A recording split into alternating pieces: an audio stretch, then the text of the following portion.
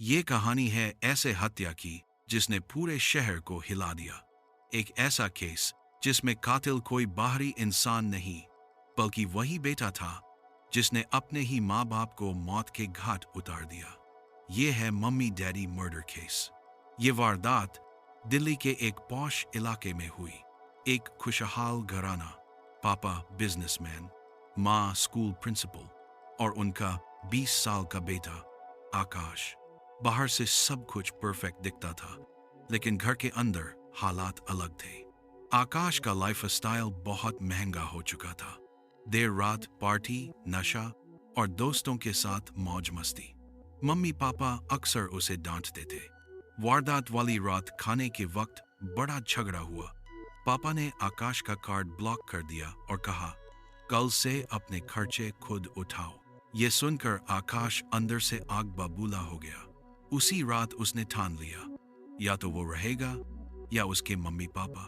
आकाश ने अपने दोस्त को फोन करके कहा कि आज सब खत्म हो जाएगा। दोस्त ने बहुत समझाया, लेकिन आकाश बोला, या ये लोग जाएंगे या मैं। रात के 2 बजे आकाश ने पहले अपने पापा पर हमला किया, फिर मम्मी पर। दोनों को बेरहमी से कई वार किए। हत्या के बाद आकाश ने अपने खून से स्ने कपड़े बदले, घर को लूटपाट जैसा सीन बनाया और पुलिस को कॉल करके बोला, कोई हमारे घर घुस आया है, मेरे मम्मी पापा मर गए। पहले तो पुलिस को लगा ये डकैती है, लेकिन आकाश के बयान में बार बार कंफ्यूजन आने लगा। पुलिस ने आकाश के कॉल रिकॉर्ड चेक किए तो पता चला हत्या के समय उसने दोस्त को कॉल की थी।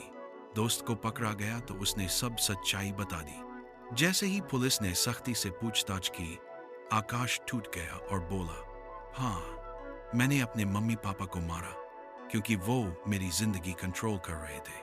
केस कोर्ट पहुंचा। जज ने कहा, तुमने अपने माता पिता की हत्या की है, ये गुनाह माफ नहीं हो सकता। आकाश को उम्र कैद की सजा सुनाई गई।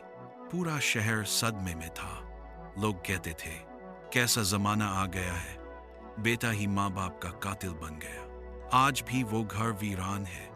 लोग कहते हैं रात को उस घर से चीखने और रोने की आवाजें आती हैं। ये कहानी हमें याद दिलाती है कि गुस्से में लिया गया एक गलत फैसला पूरी जिंदगी बर्बाद कर सकता है। अगर कभी जिंदगी में ऐसा पल आए तो याद रखना, सह लेना बेहतर है, कत्ल कर देना नहीं।